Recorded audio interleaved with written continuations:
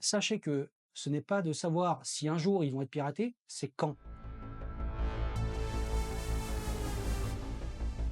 Je pense que la journée de la protection des données ne devrait pas exister, c'est tous les jours que ça devrait être la journée de la protection des données.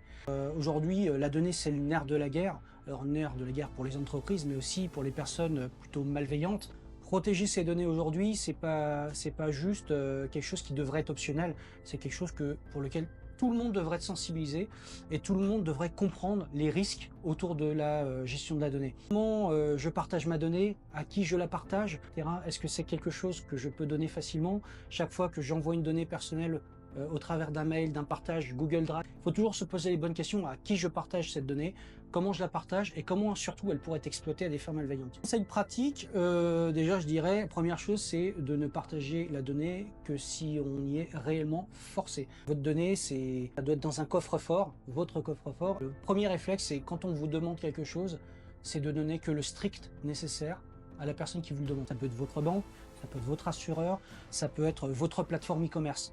Typiquement, deuxième cas très pratique, beaucoup de plateformes e-commerce vous encouragent à enregistrer votre numéro de carte bancaire sur la plateforme. Ne le faites pas. Beaucoup de personnes vous demandent des données qui sortent typiquement du cadre juridico-légal.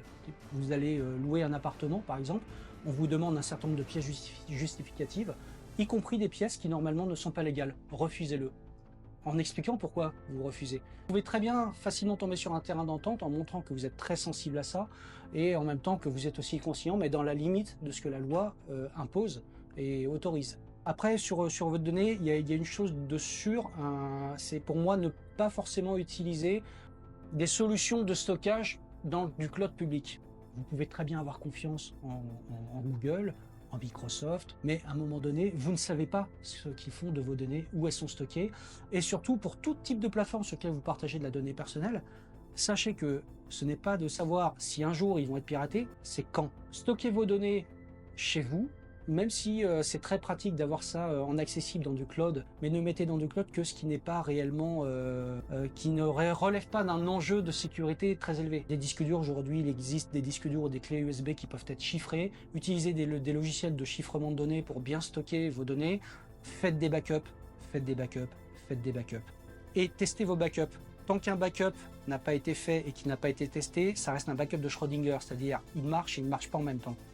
Faites des sauvegardes de données, appliquez la règle des 3-2-1, 3 sauvegardes, minimum 2 endroits différents, dont un qui est hors site, systématiquement, que vous soyez professionnel ou personnel.